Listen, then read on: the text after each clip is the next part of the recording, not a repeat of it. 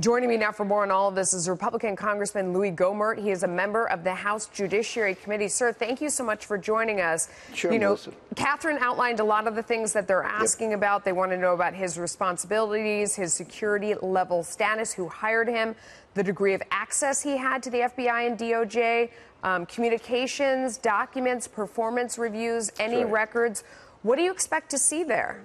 Well, we want to find out what his role really was. I mean, apparently he was leaker in chief. As Comey said, he didn't consider what he gave to his leaker person, the special person, leaking. But, yeah, he's going to find out that he's violating the law. He's violating regulations. And I couldn't help but smile, Melissa, when Catherine was mentioning the DOJ response from Rosenstein, that they don't put a lot of stock in anonymous sources, because it's very clear they want people who hate Donald Trump, that want him to be removed as president, that will do anything to, set him up, use false information, whatever.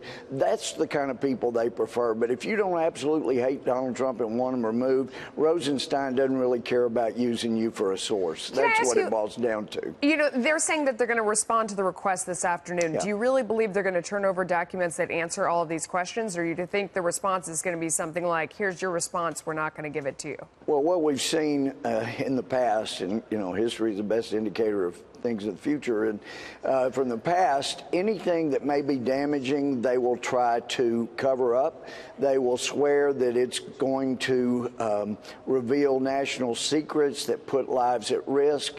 And then once again, when we get the information, we find out no lives were at risk, only reputation, only potential violations of regulations and the law. So, yeah, generally they try to cover up anything embarrassing. But, Melissa, this is so important that we get to the bottom of this. It's like Newt Gingrich has said a number of times, we had no idea how weaponized the Department of Justice was at the top.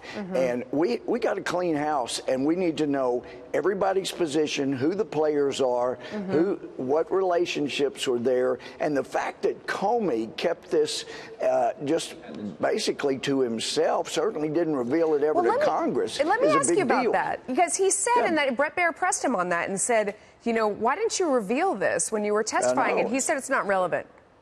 Yeah, right. And that's another thing.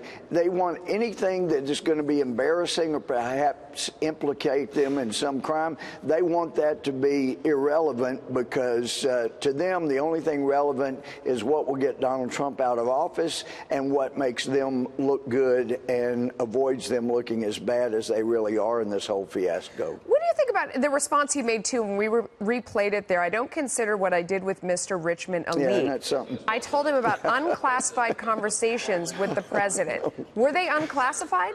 No, they were not unclassified. And if at a minimum, there was an executive privilege that can only be foregone by the president himself. But, Melissa, I keep thinking about Wilford Brimley's comment in absence of malice. Every time these bozos mention that, it's a leak, or it's not really a leak, Wilford Brimley said, last time we had a leak like that, Noah built himself an ark.